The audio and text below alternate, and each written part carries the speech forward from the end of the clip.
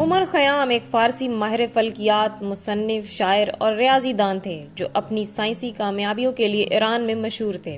السلام علیکم، آپ دیکھ رہے ہیں نیوز ڈیلی۔ آج ہم آپ کو جس شخصیت کے بارے میں بتائیں گے ان کا نام ہے عمر خیام۔ عمر خیام کی شاعری کے سینکڑوں مجموعوں کا ترجمہ رباعیات میں ہے جو 1859 میں دی اسٹرونومر پوئٹ آف پرشیا پر تصنیف ہے۔ عمر خیام 18 مئی 1048 میں تجارتی شہر نیشاپور میں پیدا ہوئے جسے آج ایران کہا جاتا ہے۔ خیام کے والد ابراہیم خیامی تھے جو ایک امیر طبیب تھے۔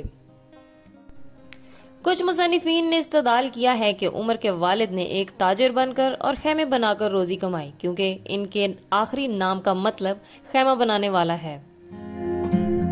عمر خیام کا خاندان مسلمان تھا لیکن ان کے والد سخت نہیں تھے۔ انہوں نے ریاضی دان بھمار بن مرزبان جو کہ قدیم فارسی مذہب زرتشتی مذہب کے ماننے والے تھے کو عمر کے لیے ٹیوٹر رکھا۔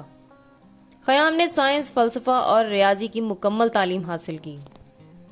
1066 میں جب خیام نے اپنی 18ویں سالگرہ منائی تو ان کے والد ابراہیم ان کے استاد کی موت سے چند ماہ قبل انتقال کر گئے۔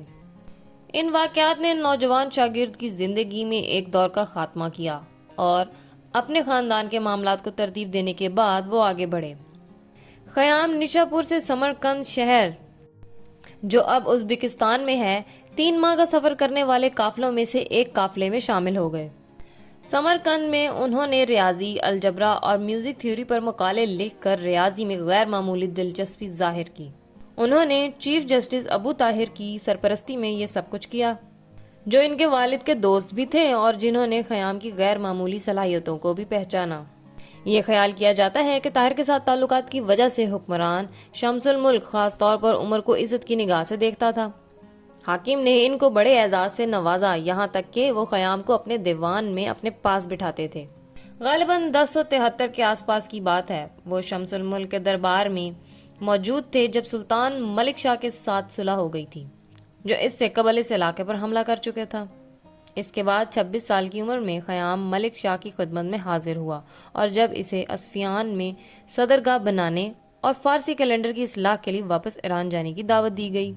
وہ اگلے 18 سال تک ایران میں رہے جہاں ان کو زیادہ تنخواہ دی گئی اور انہوں نے ایک مہارت یافتہ طرز زندگی کا لطف اٹھایا۔ اس وقت کے دوران اس سائنسدان نے بہت کام کیا۔ کیلنڈر کو دوبارہ ترتیب دینے سے سال کا پہلا دن عین اس وقت طے ہوتا ہے جب سورج کے مرکز سے ایکونکس میں گزر جاتا ہے۔ ملک شاہ نے خیام کا کیلنڈر یعنی جلالی کیلنڈر 15 مارچ 1079 کو متعارف کرایا۔ اس وقت ان کی عمر 31 سال تھی۔ یہ کیلنڈر ایران میں 20ویں صدی تک استعمال کیا جاتا رہا۔ وہ ایک اچھے ریاضی دان بھی تھے اور ان کے بچ جانے والے ریاضی کے کاموں میں شامل ہیں یوکلڈز ایلیمنٹ کے تقاضوں کے متعلق مشکلات پر ایک تبصرہ، دائرے کے کوارڈرنٹ کی تقسیم پر اور الجبرا کے متعلق مسائل کے ثبوت پر۔ سلطان ملک شاہ کی زندگی کے دوران دونوں نے بہت اچھے تعلقات کا اشتراک کیا، تاہم ان کی قسمت اس وقت بدل گئی جب ان کے جانشین سلطان سنجر نے اقتدار سنبھالا۔ سلطان سنجر نے ملک شاہ کی طرح عمر خیام پر خاص مہربانی نہ کی۔ ملک شاہ کی موت کے بعد خیام عدالت میں حمایت سے محروم ہو گئے اور رصدگاہ کو بڑھانے کے لیے فنڈنگ بالآخر ختم ہو گئی۔ وہ مکہ کی زیارت کرنے گئے اور بعد میں بغداد تشریف لے گئے۔ اس کے بعد وہ نیشاپور میں ریٹائر ہو گئے جہاں انہوں نے گوشہ نشینی کی زندگی بسر کی۔ ان کی دیگر شراکتوں میں ان کو بطور شاعر اپنے کام کے لیے بھی جانا جاتا ہے۔ رباعیات ان کے سینکڑوں قطعوں کا مجموعہ ہے اور ان کا سب سے پہلے فارسی سے انگریزی میں ترجمہ 1859 میں انگریزی کے مشہور شاعر ایڈورڈ فٹزجرلڈ نے کیا تھا۔ کچھ اسکالرز کا خیال تھا کہ اس سائنسدان اور مصنف نے 150 کے قریب رباعیاں لکھیں۔ ان کے بعد دیگر مصنفین نے بقائے میں حصہ ڈالا ہے۔ ان کا انتقال 83 سال کی عمر میں 4 دسمبر 1131 کو نیشاپور میں ہوا۔ فارسی کے ایک شاعر نظامی اروردی کے مطابق عمر کہا کرتے تھے کہ ان کی قبر اس جگہ ہوگی جہاں درخت مجھ پر 1 سال میں 2 بار پھول جھاڑیں گے۔ عمر خیام کی موت کے تقریباً 4 سال بعد جب اروردی نیشاپور گئے تو انہوں نے عمر کی قبر کی تلاش کی۔ یہ بالکل اسی جگہ تھی جہاں عمر نے پیشن گوئی کی تھی۔ روایات کے مطابق پھولوں نے قبر کے پتھروں کو مکمل طور پر ڈھانپا ہوا تھا۔ 1963 میں ایران کے شاہ نے حکم دیا کہ خیام کی قبر کو نکالا جائے اور ان کی باقیات کو نیشاپور کے ایک مقبرے میں منتقل کیا جائے جہاں سیاح ان کی زیارت کر سکیں۔ خیام کی زندگی کے بارے میں زیادہ معلومات نہیں ہیں، لیکن کہا جاتا ہے کہ ان کی ایک بیوی اور 2 بچے تھے، ایک لڑکا اور ایک لڑکی۔